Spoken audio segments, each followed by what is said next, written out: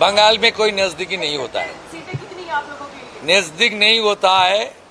जो सरकार बनेगा, बीजेपी बनेगा, 180 से कम नहीं होगा। 180 से कम नहीं? जो ये बंगाल का ट्रेंड है,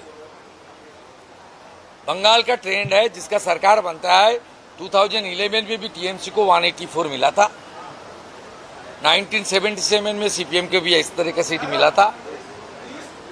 2016 में टीएमसी को भी इस तरीके से सीट मिला था। 2021 में उनको ज्यादा सीट मिला था 2011, और सीपीएम को ज्यादा सीट मिला था 2006 में 235।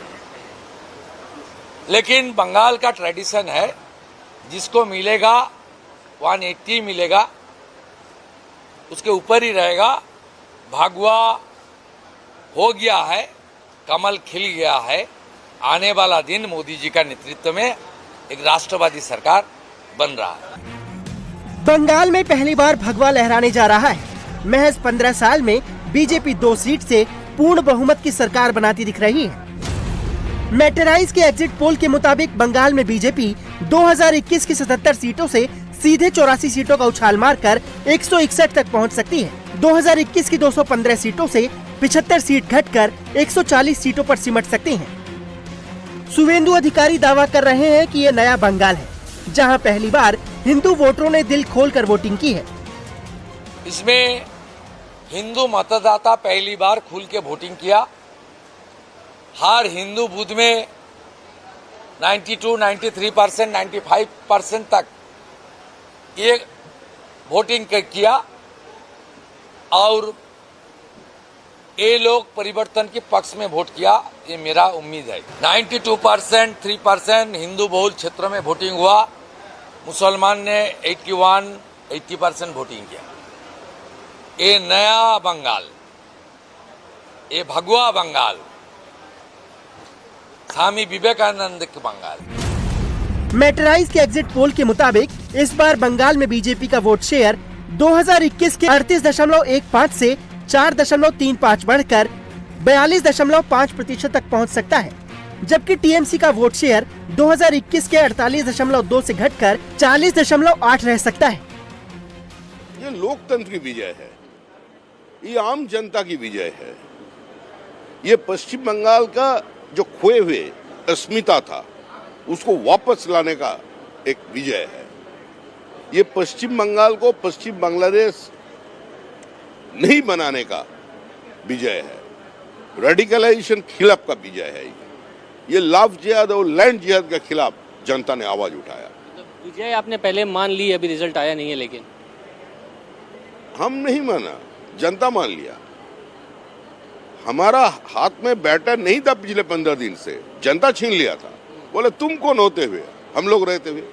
हम लोग तो बहुत सारे स्लोगन देते रहे, जनता नया स्लोगन लाकर खड़ा कर दिया, जनता versus Mamata, no vote to Mamata. तो हम लोग क्या करें। पश्चिम बंगाल में इस बार सबसे बड़ी लड़ाई सीएम ममता बनर्जी के गढ़ साउथ बंगाल में थी, जहां बीजेपी को जबरदस्त जीत मिलती दिख रही है। मेटराइज के एग्जिट पोल के मुताबिक साउथ बंगाल की 183 सीटों में से बीजेपी को 80 से 90 सीटें मिल सकती हैं। वहीं टीएमसी को 88 से 98 सीटें मिलती दिख रही हैं। वहीं अन्य के खाते में 4 से 6 सीट जा सकती हैं। यानी ममता बनर्जी को अपने घर में बड़ी हार मिल सकती है। अगर ऐसा हुआ तो ममता का मजबूत किला दरक सकता है और बीजेपी टीएमसी पर सुपर लीड ले सकती है। वहीं बंगाल के दूसरे इलाकों की बात करें तो एग्जिट पोल में नॉर्थ बंगाल में बीजेपी इस बार भी शानदार प्रदर्शन करती दिख रही है। मेटराइज के एग्जिट पोल के मुताबिक नॉर्थ बंगाल की 54 सीटों में से बीजेपी 30 से 33 सीटें जीत सकती है। वहीं बीजेपी के मुकाबले टीएमसी को नॉर्थ बंगाल में सिर्फ 15 से 18 सीटें मिलने की संभावना है, जबकि अन्य के खाते में 4 से 7 सीटें जा सकती हैं। नॉर्थ बंगाल बीजेपी का गढ़ रहा है। मेटराइज के मुताबिक बीजेपी यहां अपनी पकड़ को मजबूत बनाए हुए है। वहीं बात वर्धमान बीरभूम इलाके की करें तो एग्जिट पोल में यहां बीजेपी और टीएमसी में कड़ा मुकाबला दिख रहा है।